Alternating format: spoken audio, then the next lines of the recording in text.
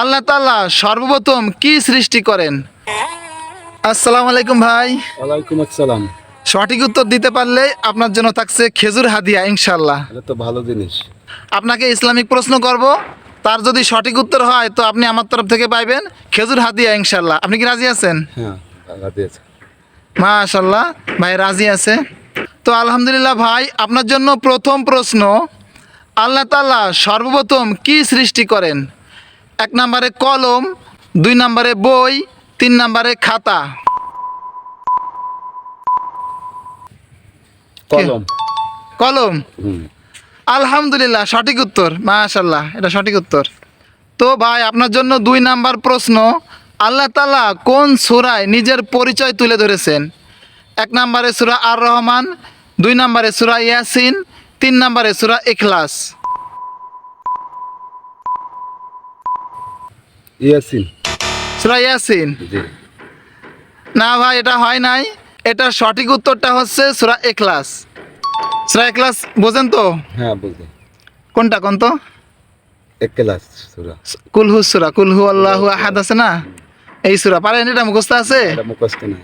বলেন কি এটা মুখস্থ করবেন? খুবই ছোট সূরা, 4 আয়াতের সূরা মাত্র, এটা মুখস্থ করবেন।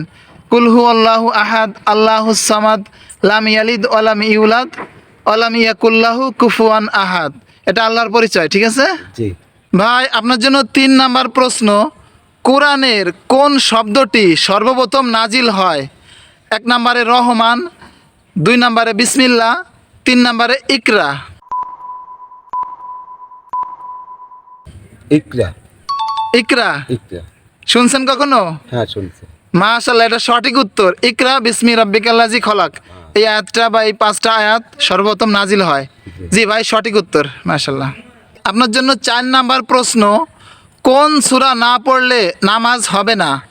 1 নম্বরে সূরা নাস, 2 নম্বরে সূরা ফালাক, 3 নম্বরে সূরা ফাতিহা। আলহামদুলিল্লাহ সূরা না পড়লে নামাজ হবে না।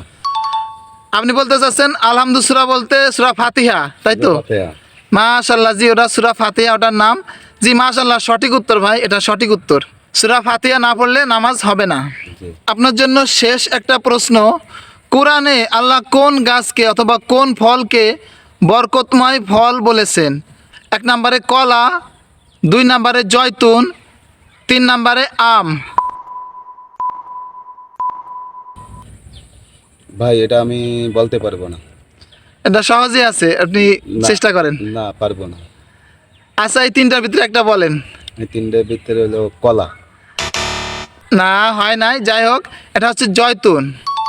অতিনি অজয়তুনি একটা ইয়াসিনা সূরা আছে না, তো জয়তুন ফল বা জয়তুন গাছকে আল্লাহ বলেছেন বরকতময়, ঠিক আছে? আলহামদুলিল্লাহ ভাই, আপনাকে প্রায় 5টা প্রশ্ন করছি, আপনি 3টারই সঠিক উত্তর দিয়েছেন। সাধারণ মানুষ হয়ে এতটুকু জ্ঞান রাখছেন, এটা খুবই ভালো। আর এই ভিডিওতে অংশগ্রহণ করার জন্য আমার তরফ থেকে থাকছে আপনার জন্য ছোট একটি হাদিয়া। আর আপনাকে অনেক ধন্যবাদ, অনেক শুকরিয়া আপনার, যে হাদিয়াটা দেখেন কি আছে এর ভিতরে। খেজুরি দেওয়ার কথা, খেজুরি আছে ইনশাল্লাহ। হ্যাঁ, খেজুরি। দেখি তো, ঠিক আছে ভাই, তো আমার জন্য দোয়া করবেন ইনশাল্লাহ। আলহামদুলিল্লাহ। আসসালামু আলাইকুম।